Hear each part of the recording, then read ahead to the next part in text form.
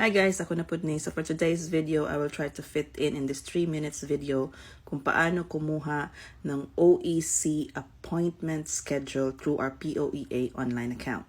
Of course, una mag-login muna kayo sa inyong POEA online account. So this is how it looks. I already have a video about it. Please check them out. After that, you will be diverted into this front page. And on the upper right side ng page na ito, pumunta po kayo sa Balik Manggagawa, which is the one I encircled.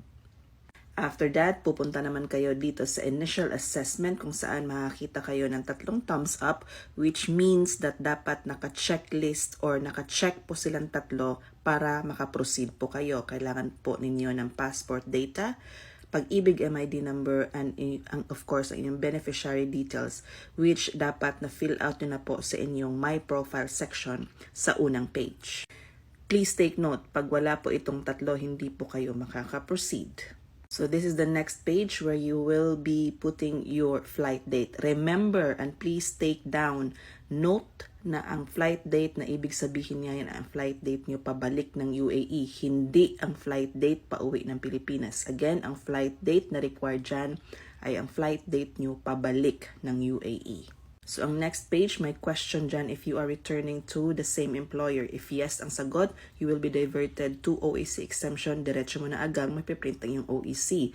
But if you are on a new employer, nagpalit ng employer or from a tourist visa to a working visa, kailangan niyo pong i-fill out itong detalye na ito about your employer or your company details. After nyan, pipili kayo ng POEA offices na malapit sa inyo sa Pilipinas at pipili kayo ng designated date and time kung kailan nyo desired. Meron ding available slots na kalagay kung ilan na lamang ang available na slots for that particular date. Pipili kayo dyan for your desired schedule.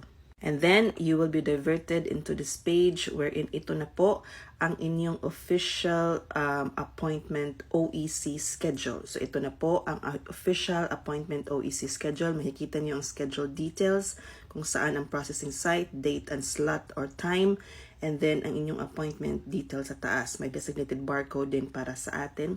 Nasa right side naman ang complete set of requirements na dadalhin ninyo when you go to your desired schedule or yung schedule nyo for OEC.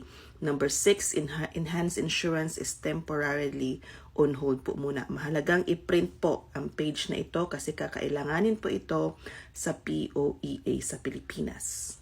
So I hope it's all clear. Pag merong mga tanong and clarification, please comment down at sasagutin po natin yan. God bless everyone.